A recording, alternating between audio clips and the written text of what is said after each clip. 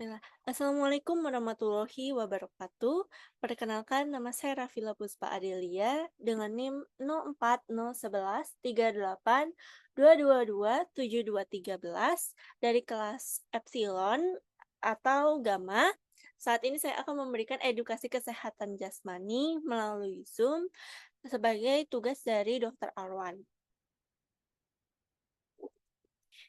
Untuk outline yang akan saya sampaikan yaitu pertama, kebugaran tubuh, kedua yaitu pentingnya melakukan aktivitas fisik, dan ketiga yaitu pemanfaatan aplikasi Pasar Health. Materi pertama yaitu kebugaran tubuh.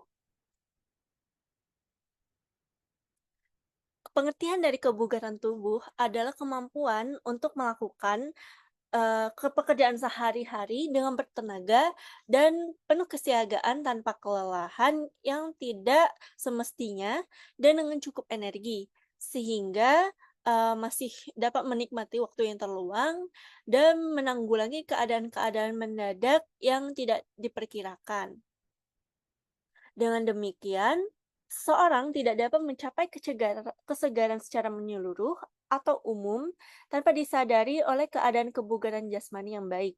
Akan tetapi, sebaliknya, seseorang yang memiliki kebugaran jasmani yang sangat tinggi juga akan nampak tidak berdaya jika tidak memiliki kebugaran aspek hidup lain, terutama kelanjutan kesegaran rohani dan sosial. Jadi, kebugaran jasmani adalah sebagai ciri awal, pendorong, dan sumber kekuatan bagi menggerakkan perkembangan dan pertumbuhan jasmani ke arah yang lebih baik, sehingga aspek lain akan dapat dicapai dengan penuh harapan.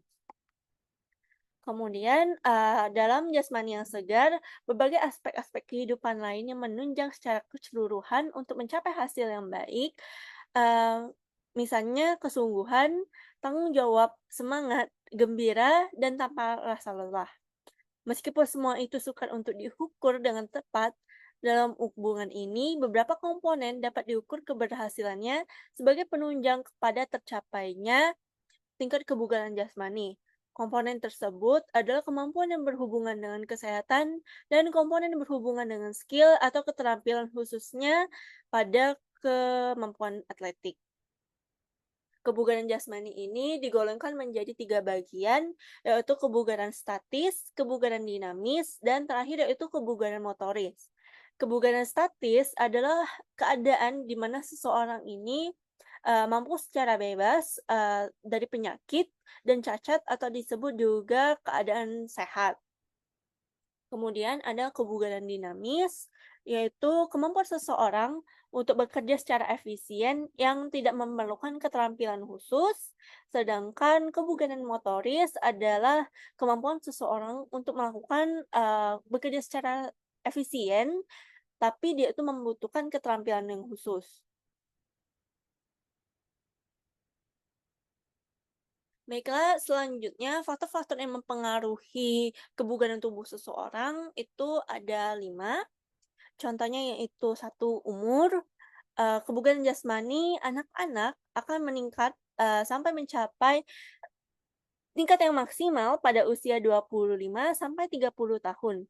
Kemudian akan terjadi penurunan kapasitas fungsional dari seluruh organ tubuh kira-kira sebesar 0,8 sampai 1% per tahun. Tetapi, bila rajin berolahraga, penurunan ini dapat dikurangi sampai separuhnya atau setengahnya. Kemudian kedua yaitu jenis kelamin, tingkat kebugaran jasmani laki-laki biasanya lebih baik dibandingkan perempuan.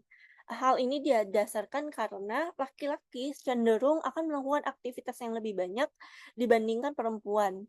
Dan ketiga yaitu makanan. Dengan asupan gizi yang seimbang, yaitu 12% protein, 50% karbohidrat, dan 38% lemak, akan sangat berpengaruh bagi kebugaran jasmani seseorang. Dengan gizi yang seimbang, maka diharapkan akan terpenuhnya kebutuhan gizi tubuh. Kemudian selanjutnya yaitu kebiasaan merokok.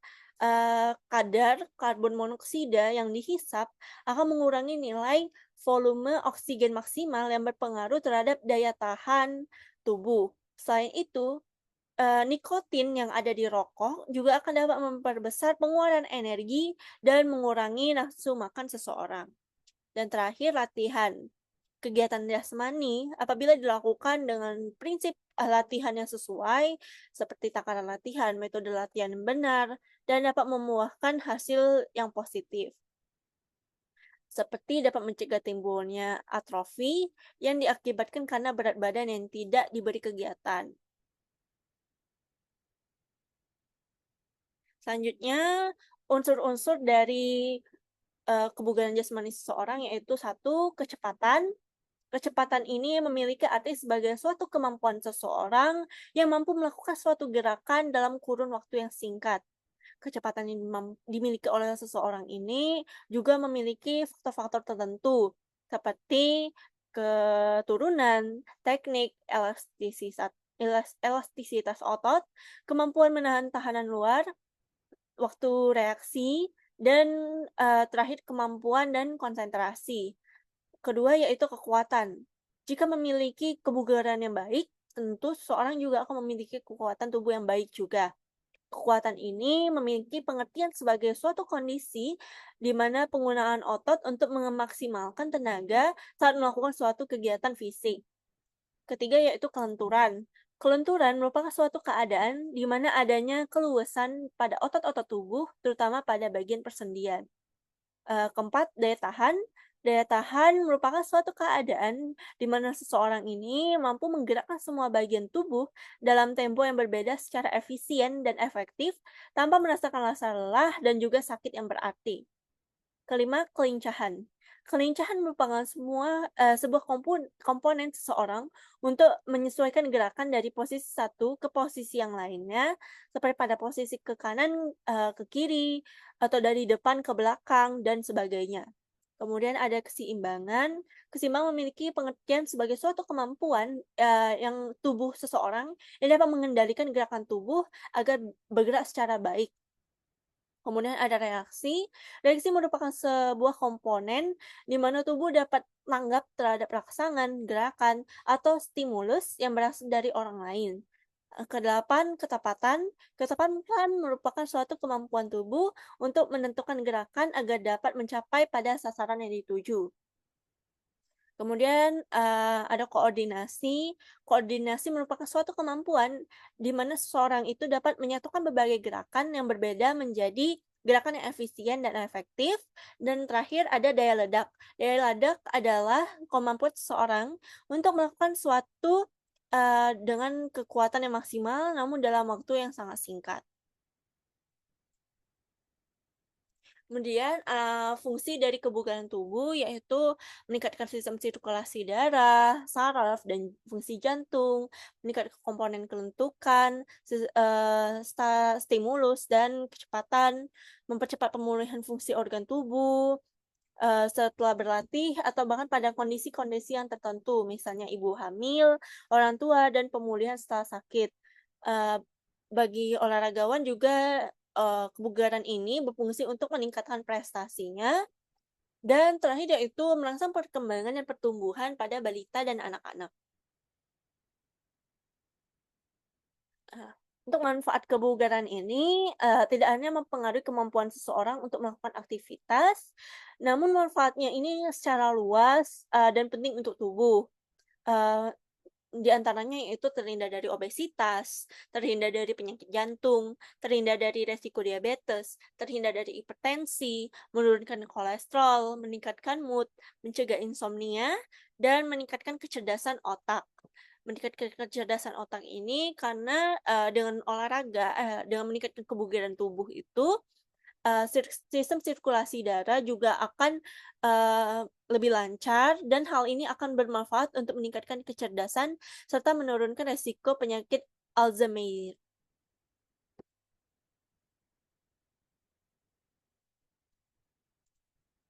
Eee,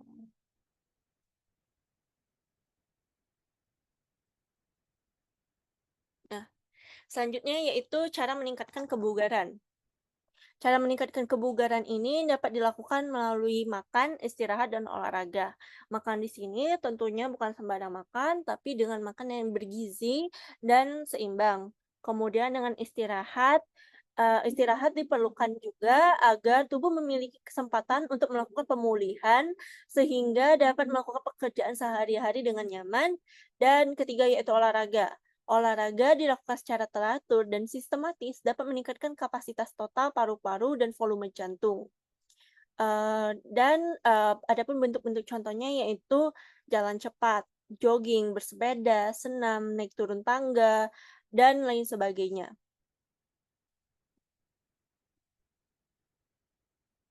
Kemudian masuk ke materi kedua yaitu pentingnya olahraga. Olahraga, adalah suatu kegiatan-kegiatan yang bersifat fisik, mengandung sifat permainan, serta bersisi perjuangan pada diri sendiri atau orang lain, atau merupakan konfrontasi dengan unsur alam yang terbuka bagi seluruh lapisan masyarakat sesuai dengan kemampuan dan kesenangan. Utamanya, olahraga ini berfungsi untuk menyehatkan badan dan memastikan organ tubuh masih sehat. Namun,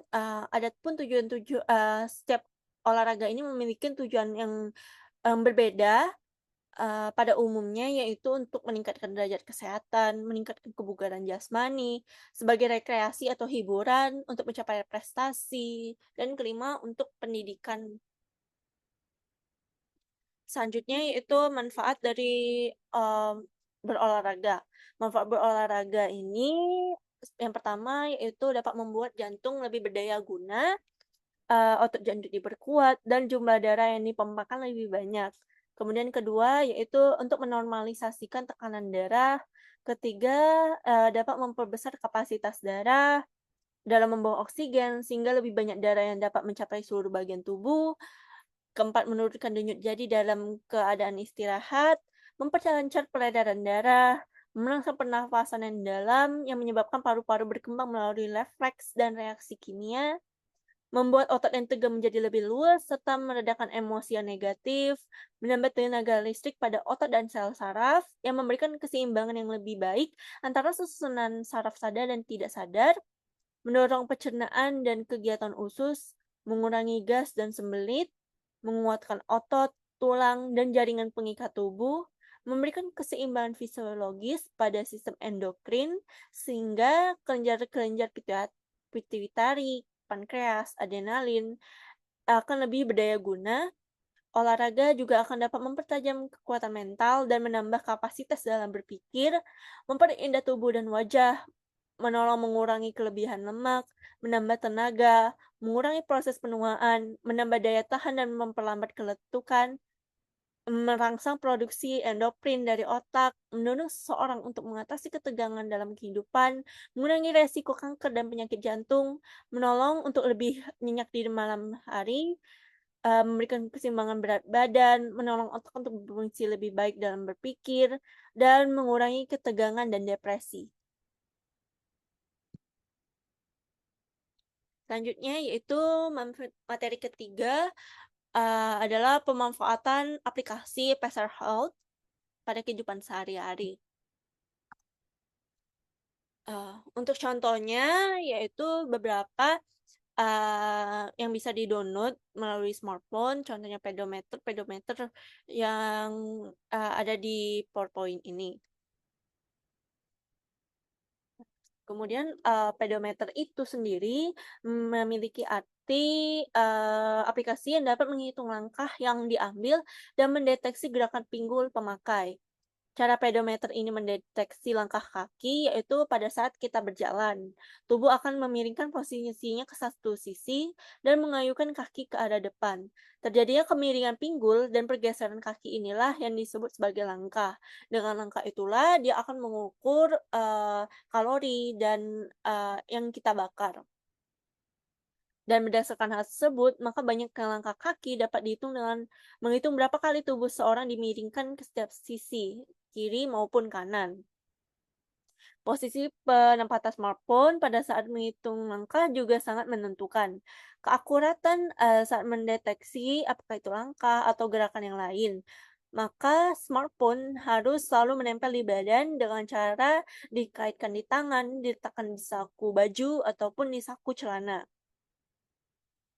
Untuk, pemanfaatannya ini mungkin lebih direkomendasikan untuk aktivitas pada kondisi yang rendah, karena akan lebih akurat dalam menghitung langkah dan juga direkomendasikan untuk meningkatkan aktivitas fisik di lingkungan kerja dalam jangka yang pendek. Kemudian manfaat yang akan dirasakan user yang menggunakan aplikasi Peserval ini, adalah pertama, yang akan memberikan informasi kepada user seputar berapa banyak langkah, jarak tempuh, nilai kalori yang terbakar, energi yang dibutuhkannya, kategori IMT, indeks massa tubuh, dan saran mengenai kesehatannya. Kedua, yaitu dia dapat melihat, trend chart history yang sudah dilakukannya. Ketiga, yaitu mengetahui besar langkah berdasarkan tinggi badan. Dan keempat, pengguna juga dapat mempublikasikannya hasil dari, chart history yang sudah dia buat tadi, berdasarkan langkah kakinya, kalori yang terbakarnya, itu ke, sosial media yang dia punya, seperti Instagram, Twitter, Facebook, dan lain sebagainya. Mungkin itu saja yang dapat saya sampaikan. Terima kasih atas perhatiannya. Wassalamualaikum warahmatullahi wabarakatuh.